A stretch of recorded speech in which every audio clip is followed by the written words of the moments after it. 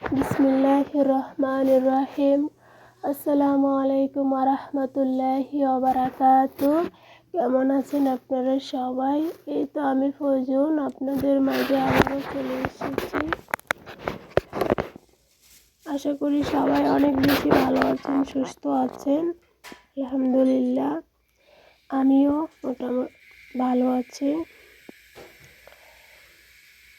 আমার সমস্ত সুখ দুঃখ হাসি কান্না সারাদিনের ব্যস্ততা সব কিছুই আপনাদের মধ্যে শেয়ার করি, তো কেউ কিছু মনে করবেন না। আমি অনেকটাই ডিপ্রেশনে ছিলাম, ফ্যামিলি, তারপরে নিজের লাইফ, ব্যক্তিগত সব কিছু নিয়ে, তাই একই ইউটিউবে আসা।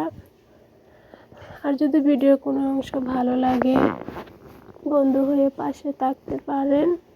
কিছুদিন ধরে হয়তো আমি কাউকে ভালোভাবে সাপোর্ট করতে পারছি না, দেখতে পাচ্ছি না, তো এদিকে আমার একটু মন কোনোটাই একই ভালো না।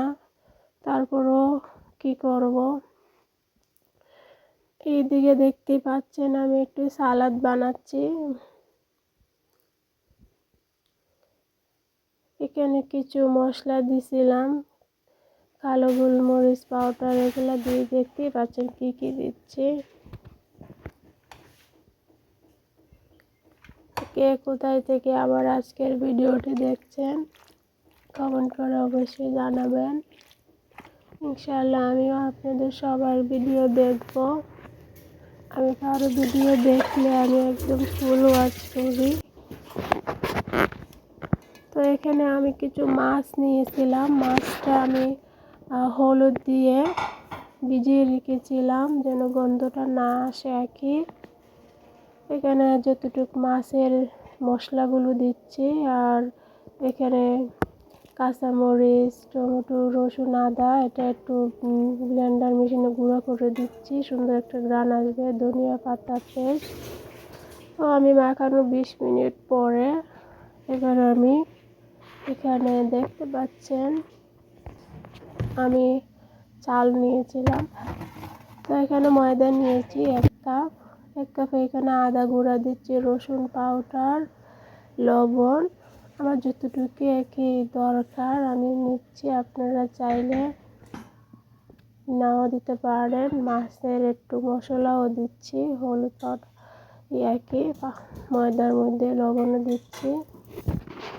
তো আপনারা এইভাবে চাইলে করতে পারেন, আবার আপনাদের পছন্দ মতো ভাজতে পারেন। তো আমি যেভাবে আর কি বাসায় বানাই, মাছ ভাজি করি, এগুলো কি শেয়ার করি আপনাদের মাঝে। তো আপনাদের মাঝে এসে আমারও খুব ভালো লাগতেছে যে অনেক আপু সবাই সাথে কী করে আবার সুখ দুঃখগুলো শেয়ার করি। তো আমি এখানে সবগুলা ময়দা দিয়ে মেখে নিয়েছি। এবার যে ময়দা মশলার যে মশলাটা ছিল এটার মধ্যে একটু পানি দিয়ে দিচ্ছি যেন ভিতরে কি হয়, কীভাবে করলে মশলাগুলো তাকে একে একটু এই যে দিয়ে দিচ্ছি,